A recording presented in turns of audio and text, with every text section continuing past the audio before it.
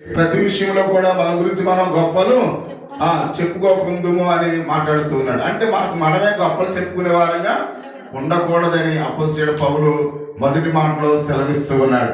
రెండవ మాటలో ప్రభువునందు మాత్రమే మనము అతిశయపడదుము గాక అని మాట్లాడుతున్నాడు. అంటే మనం ఎవరిని బట్టి అతిశయపడాలి?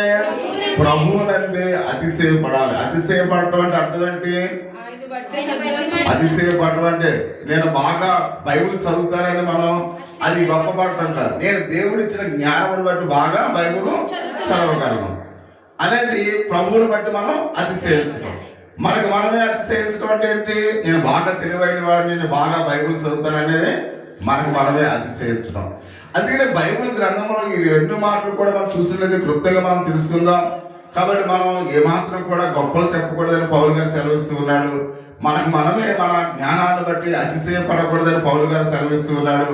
కాబట్టి ఈ విషయాలు మనం ఆలోచన చేసినప్పుడు కొరింథీ క్రైస్తవుల వారి యొక్క విశ్వాస జీవితాల గురించి, దేవుడు వారు పిలిచిన పిలుపుని గురించి, వారు ఏమై ఉన్నారో దాని గురించి తలపోయాలని అపోస్తలుడైన పౌలు సెలవిస్తున్నట్లుగా మనం చూస్తూ ఉన్నాం. అందుకని 26వ వచనములో కనుక మీరు లోకరీతిని జ్ఞానులైనను గనులైనను గొప్ప వంశము వారైనను అనేకులు పిలవబడలేదు అని చెప్తూ ఉన్నాడు.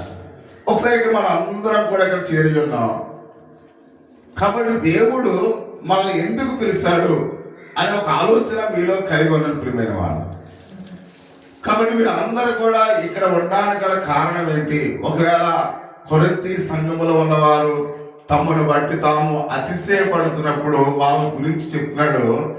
ఏదో మీరు గనులని మిమ్మల్ని పిలవలేదు, ఏదో మీరు గొప్పవారని పిలవలేదు, కాబట్టి మీరు ఏదో జ్ఞానులని ఆయన మిమ్మల్ని పిలవలేదు అనే విషయం మనం తెలుసుకోవాలని ఆయన ఆశపడుతూ ఉన్నాడు. కాబట్టి నేను ధనవంతుడనో, లేక నేను గొప్పవాడినో, గొప్ప జ్ఞానినో, లేకపోతే ఒక మంచి ఫ్యామిలీ ఉందనో, లేకపోతే మన యొక్క తలంతులను చూసి, మన అర్హతలను చూసి ఆయన మనలను దేవుని మందిరంలోనికి పిలవలేదు అనే విషయాన్ని కొరింథీ సంఘం తెలుసుకోవాలనుకుంటూ ఉన్నాడు. షారోన్ లోదన సంఘం కూడా తెలుసుకోవాలని ఆశపడుతూ ఉన్నాడు. కాబట్టి మనం ఎందుకు పిలువబడ్డాం అనే విషయం మనకు తెలియాలి. దేవుని యొక్క సన్నిధానంలో మనం ఎందుకు పిలువబడ్డాం అనే విషయాన్ని మనం తెలుసుకోవాలని అపోస్తలుడైన పౌలు కొరింథీ సంఘానికి మనకు కూడా తెలియపరుస్తూ ఉన్నాడు. దాని గురించి తలపోస్తూ తమ్మును తాము తగ్గించుకోవాలనే ఆలోచనతో పౌలు బోధిస్తూ ఉన్నాడు. కాబట్టి ఆయన కొరింథీ సంఘము ఎలా ఉండాలని ఆశపడుతున్నాడు? తమ్మును తాము తగ్గించుకోవాలి.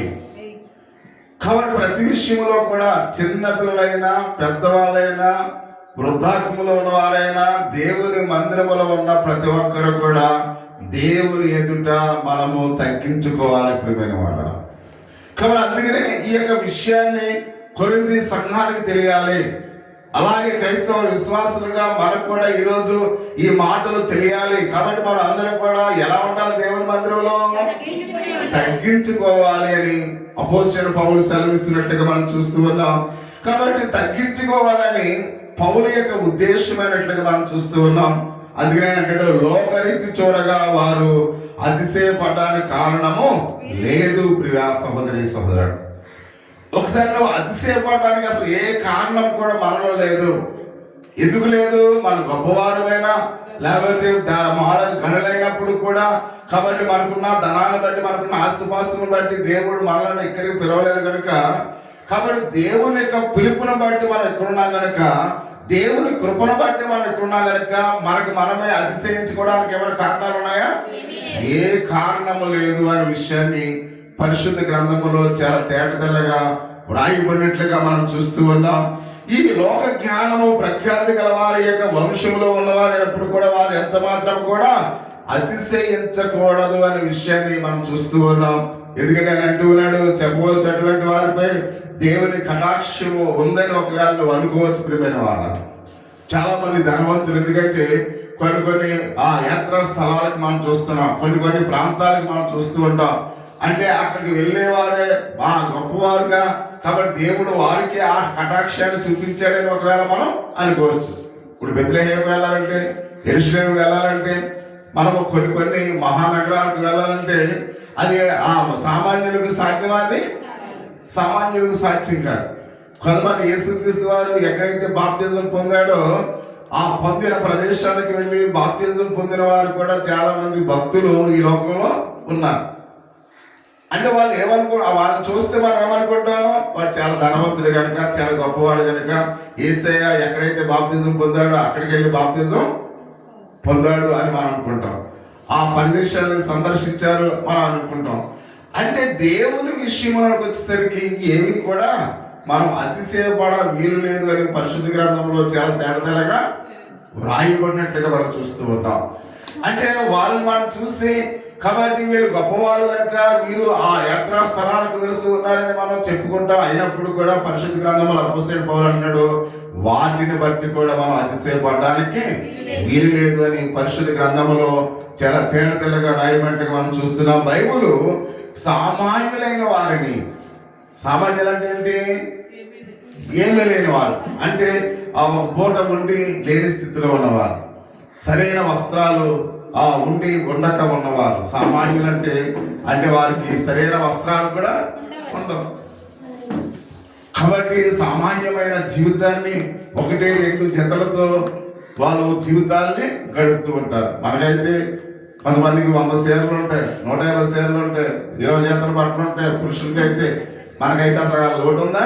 లోటు.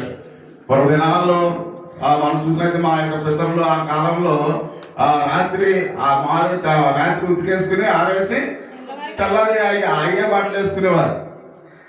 అంత పేదరికాన్ని మన పితరులు అనుభవించారు. మన యొక్క పితరులు అన్ని కష్టాలు అనుభవించారు. మనమైతే మామూలుగా అనేకమైన బట్టలు మనం కలిగి ఉన్నాం. కాబట్టి అటువంటి పరిస్థితి ఎవరికైనా ఉందా? లేదు.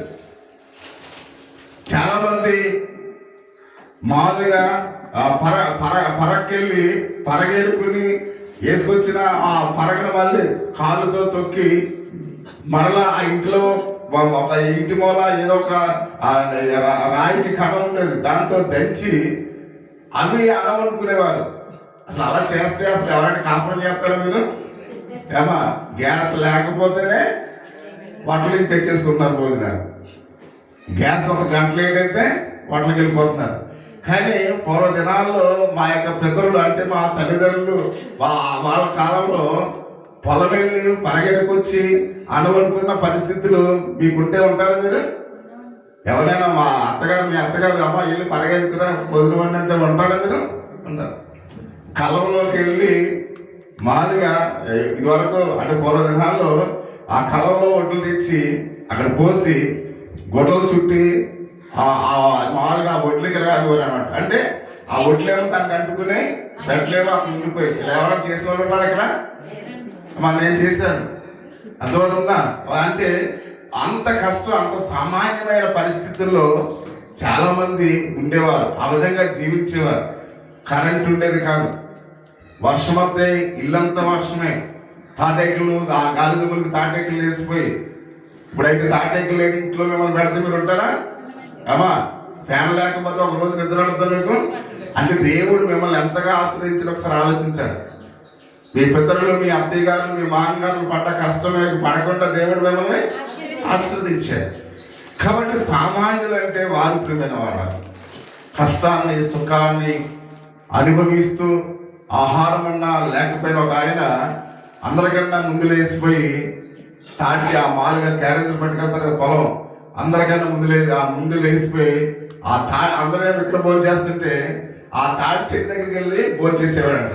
వీళ్ళందరూ కూడా అడిగేవారంట, ఏంట్రా అక్కడికి వెళ్ళి తిన్నానంటే మీరు మాసం కూడా అడుగుతారని నేను మీ దగ్గర తింటలేదు అని కూడా అంట. తీరా ఒక 2-3 వారాలు అయిపోయిన తర్వాత ఒకడు జాయిగా వెనక్కి వెళ్ళి చూస్తే పచ్చిమిరగా నా మాలుగా నోట్లో ఇరిసి గెంజి తాగుతున్నాడండి. మీరైతే తాగుతారమ్మా? పాపం అంటే తన పిల్లల కొరకు ఆ విధంగా ప్రయాసపడి గింజుతో పచ్చిమిరగాయలతో కడుపు నింపుకుని పిల్లలను చదివించిన వారు అనేక మంది ఉన్నారు. నేను ఫంక్షన్ ఇస్తుంటే ఆ మాలుగా అక్కడ కొంతమంది ఈ ఫంక్షన్ వృద్ధాప్యంలో ఉన్న వారికి చాలా ఉపయోగకరంగా ఉంది అంటే నేనన్నాను, మన గ్రామస్తులు చాలా మంచి వాళ్ళు, అందరూ కూడా తల్లిదండ్రులు ఎంతో చక్కగా చూస్తారంటే ఆయన ఒక రాజుగారు అంటున్నారు, మీకు అదే తెలుసు, ఇక్కడ కూడా చూడండి తల్లిదండ్రులు ఉన్నారు మోషే అని చెప్తుంటే నాకు ఆశ్చర్యం వేసింది. అంటే ఒకసారి ఆలోచన చేయని ప్రియమైన వాళ్ళరా, మిమ్మల్ని అంత కష్టపడి వాళ్ళు చదివించి మిమ్మల్ని పోషించి సంరక్షించి, కాబట్టి పొలాలు వెళ్ళి వాళ్ళు గంజి తాగి ఎండుమిరగాయలు పచ్చిమిరగాయలు తిని పచ్చళ్ళు తిని, కాబట్టి మిమ్మల్ని ఈ విధంగా ప్రయోజకులుగా చేస్తే అనేక మంది తల్లిదండ్రులను చూడలేక అనాథాశ్రయాల్లో ఉంటున్నారు.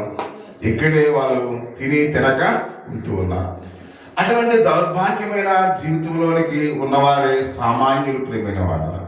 వాళ్ళు ఎవరంటే సామాన్యులు. కాబట్టి ఎదుగొచ్చిన తర్వాత తల్లిదండ్రులను విడిచిపెట్టిన వాళ్ళు అనేక మంది ఉన్నారు. ఒక తల్లిని మామూలుగా కారులో తీసుకెళ్ళి అక్కడే కూర్చోబెట్టి అమ్మ వచ్చేస్తానని చెప్పి ఆ కారు వేసుకుని వెళ్ళిపోయాడంట. చాలాసేపు నా కొడుకు వస్తాడని చూస్తే వాడు ఎన్నటికి ఆ షాప్ కట్టేసినప్పుడు ఎండమ్మా అంటే మా అబ్బాయి వచ్చేస్తాడంటే ఎక్కడికి వెళ్ళాడంటే వాడు రాకపోయేసరికి అనాథాశ్రయంలో ఆ అమ్మని తీసుకెళ్ళాడు. అంటే ఎంత దౌర్భాగ్యమైన పరిస్థితుల్లోనికి మనం వెళ్ళిపోతూ ఉన్నాం. ప్రతి ఒక్కరికి కూడా గమనించండి. అదే సామాన్యమైన స్థితి అంటే ప్రియమైన వాళ్ళు. సరిగ్గా తిని తినక, సరైన వస్త్రాలు లేక, సరైన ఆహారం లేక, అయిన వారు చూడక ఇబ్బందులు పడుతున్న వారే సామాన్యులని విషయాన్ని మనం ప్రతి ఒక్కరికి కూడా గమనించవలసిన వారినట్టుగా మనం చూస్తూ ఉన్నాం. బలహీనులని మనం చూస్తూ ఉన్నాం. సామాన్యులు వేరే, బలహీనులు వేరే. కాబట్టి అనారోగ్యంతో ఎవరైతే ఉన్నారో వారిని కూడా చాలా మంది విడిచిపెడుతూ ఉన్నారు. కొంతమంది భార్యలైతే భర్తను విడిచిపెడుతున్నారు, భర్తలైతే భార్యను విడిచిపెడుతున్నారు. ఎప్పుడైతే అనారోగ్యం వస్తుందో అమ్మగారింటికి వెళ్ళిపోమని చెప్పి భర్తలు కూడా సమాజంలో ఉన్నారు. ఒకవేళ బిడ్డలు కూడా తల్లిదండ్రులకి అనారోగ్యమైతే వాళ్ళని విడిచిపెట్టే వారిగా కూడా చాలా మంది ఉన్నారు. ఏదో అంటే ప్రతి విషయంలో కూడా ఎలాగ మనం చూస్తూ ఉన్నాం. అందుకనే బలహీనులైన వారి విషయంలో, అదే విధంగా మనం చూడైతే సామాన్యమైన విషయంలో దేవుని ప్రణాళిక ఏమైందో పరిశుద్ధ గ్రంథంలో అపోస్తలుడైన పౌలు చెప్తున్నాడు. ఎన్నిక లేని వారిని దేవుడు ఎన్నుకున్నాడు అని చెప్తూ ఉన్నాడు. మనం ఎవరినైతే ఎన్నిక చేయమో, కొన్ని సందర్భాల్లో చూడండి, మనుషుల మాటకు మనం విలువే ప్రియమైన వారు. పెద్దవాళ్ళు అయినప్పుడు కూడా పెద్దవాళ్ళకి వాళ్ళ మాటకు మనం గౌరవం ఇవ్వాలి. మన వయసులో పెద్దవాళ్ళు ఎవరైనా ఏదైనా మాట్లాడితే వాళ్ళకి మనం ఏం చేయాలి? గౌరవం ఇవ్వాలి. కొంతమంది త్రోసిపుస్తూ ఉంటారు, చాలా బాధ కలుగుతూ ఉంటుంది ప్రియమైన వాళ్ళు. పిల్లలు అంటే వయసుకు చిన్నవాళ్ళు పెద్దవాళ్ళు చెప్పిన మాటలు వినండి, నచ్చితే చేయండి, నచ్చకపోతే మానేయండి. కానీ ఆ చెప్పేటప్పుడు మనం ఏం చేయాలి? వినవలసిన బాధ్యత చిన్నవారుగా ఉన్న వారికి ఉంది ప్రియమైన వాళ్ళ. మీరు ఎప్పుడైతే త్రోసిపుచ్చుతారో వాళ్ళని అవమానిస్తూ ఉన్నారు. రేపు అది చూసి మీ పిల్లలకు కూడా మిమ్మల్ని అలాగే త్రోసిపుచ్చుతారు. కాబట్టి అందుకనే గౌరవం నేర్పండి పిల్లల్లో, గౌరవం నేర్పండి. ఆ గౌరవం కాబట్టి మీకు పెద్దవాళ్ళకి మీరు గౌరవం ఇస్తే, అయితే నువ్వు అన్నయ్యకి నువ్వు గౌరవించే తమ్ముడుగా ఉండు, అక్క గౌరవించే తమ్ముడుగా ఉండు. కాబట్టి మామూలుగా మనం ఎప్పుడు కూడా తల్లిదండ్రులకి గౌరవించే కుమారులుగా కుమార్తెలుగా ఉండు. పెద్దవాళ్ళ మాటలు వినాలి. ఒకవేళ నువ్వు చేస్తే నచ్చితే చెయ్యి, లేకపోతే మానే. కానీ ఎదురుగా వారికి నువ్వు ఇవ్వాల్సిన రెస్పెక్ట్ నువ్వు ఇవ్వాలి ప్రియమైన వాళ్ళ.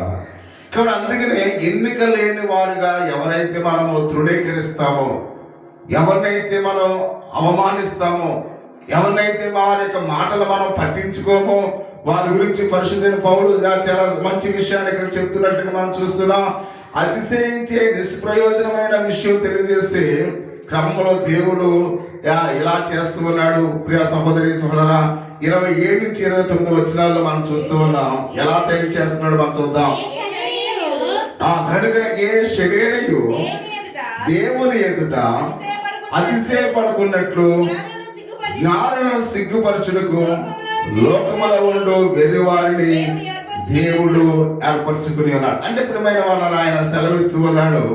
కాబట్టి ఎవరైతే అతిశయిస్తూ ఉన్నారో, మేము చాలా జ్ఞానవంతులని ఎవరైతే అనుకుంటూ ఉన్నారో, అటువంటి జ్ఞానులను దేవుడు ఏం చేస్తున్నాడు? సిగ్గుపరుస్తూ ఉన్నాడు. అంటే నీవు ఎప్పుడైతే అతిశయించుకుంటావో, నేను చాలా జ్ఞానవంతుని, నేను చాలా తెలివైన వాడిని, ఈ లోకరించి జ్ఞానాన్ని బట్టి ఎవరైతే అతిశయిస్తున్నారో అటువంటి వారిని దేవుడు ఏం చేస్తాడు? సిగ్గుపరుస్తాను. ఏమంటున్నాడమ్మా? నేను సిగ్గుపరుస్తాను అని ఆయన మాట్లాడుతూ ఉన్నాడు. బలవంతులైన వారిని సిగ్గుపరచుటకు లోకములో బలహీనులైన వారిని దేవుడు ఏర్పరచుకున్నట్టుగా మనం చూస్తూ ఉన్నాం. ఇది అని చెప్పింది.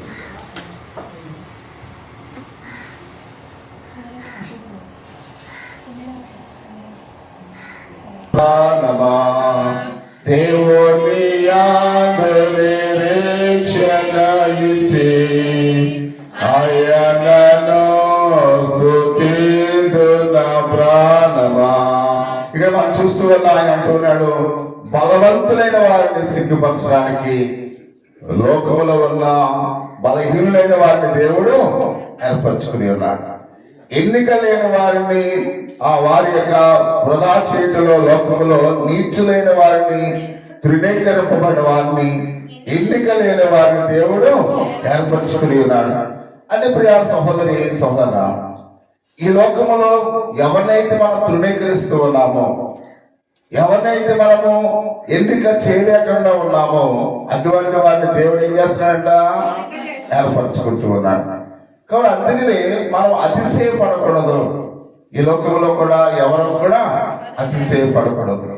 ఒకవేళ మనకన్నా పేదవాళ్ళని చూసి కొన్ని సందర్భాల్లో మనం అతిశయపడుతూ ఉంటాం. మనం ఒకవేళ చిరిగిపోయిన బట్టలను వేసుకున్న వాళ్ళని చూసి కొన్ని సందర్భాల్లో మనం అతిశయపడుతూ ఉంటాం. ఎవరైతే ఆకలితో అలమటిస్తూ ఉన్నారో వారిని చూసి